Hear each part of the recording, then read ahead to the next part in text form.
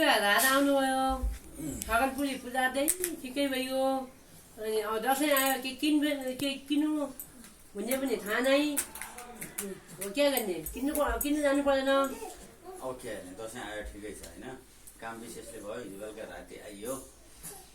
अब घर पूजापाठ गर्नै पर्यो धर्मलाई रक्षा गऱ्यो भने धर्मले हामीलाई रक्षा गर्ने हो कि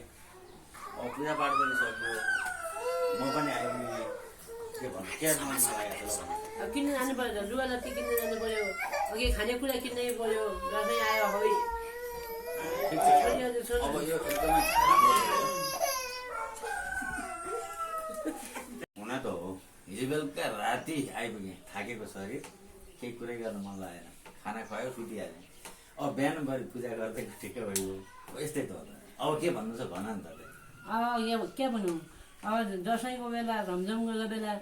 अनि अब बच्चाहरूलाई पनि अलिअलि कपडा किन्नै पर्यो अनि हामी पनि एक कुन्जो किन्नै पर्यो अब बजारतिर जाउँ यसो बजारतिर गएपछि नाना एक कुन्जो किनिल्यायौँ ठिकै छ आज कहाँ घुमाउनु लिने भयो आज असनतिर जाउँ त्यसो घुमौँ एक असन न्यु रोडतिर घुमाउने भयो त्यसको लागि ठिक छ तर हामीले के गर्नुपर्छ नि परिवार त हामी ठुलो छ नि मेरो कमाइ यत्रै छ क्या होइन अरूले घोडा चढ्यो भन्दैमा हामी झुरी चढ्नु हुँदैन आफ्नो घाँटी हेडी हाड लिनुपर्छ क्या ठिक छ 100 रुपियाँ के पुग्छ सबै किनौँला रमझम गरौँला दसैँमा निराश चाहिँ कोही हुनु हुँदैन क्या निराश त हुनु हुँदैन एक कुन्जो किन्नु पर्यो ठिक छ तिमीले भनेअनुसार किन्ने भयो अब खानेकुरा खाद्य पदार्थ खाद्यान्न पनि किन्नु पर्ला अरू पनि केही किन्नु पर्ला होइन त्यो सबै व्यवस्थापन म मिलाउँला क्या तिमीहरू निराश हुनु हुँदैन एकैतिर व्यस्त भयो भनेर निराश हुनुहुन्छ हुँदैन क्या हेर हाम्रो पर्व भनेको के हो भने नि विदेशमा बसेका मान्छे दसैँ मान्नलाई आफ्नो घरमा आउँछन् होइन कति टाढादेखि मान्छेहरू आउँछन् यो पर्वको प्रमुख महत्त्व भने त आफूभन्दा जेठाबाट आशीर्वाद दिने हो नि त रमझम गरेर सबैलाई दुनियाँलाई चकित पार्ने त होइन नि त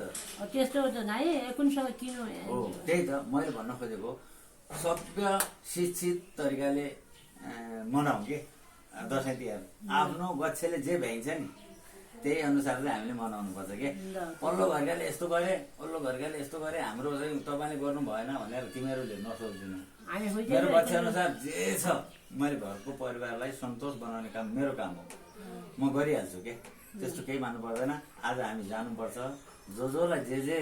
आवश्यकता छ नि पुगे अनुसार ट्याक्क किनेर ल्याउनुपर्छ व्यवस्थापन गर्नुपर्छ यो दसैँ उल्लासका साथ मनाउनुपर्छ है बुढी हस् बुझ्यौ अब यो दसैँ हामीले सबैलाई सुख शान्ति समृद्धि छाओस् 2082 सालको बडा दसैँ तथा विजय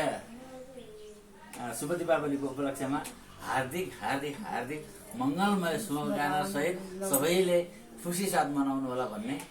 शुभकामना दिन चाहन्छु हाम्रो तर्फबाट।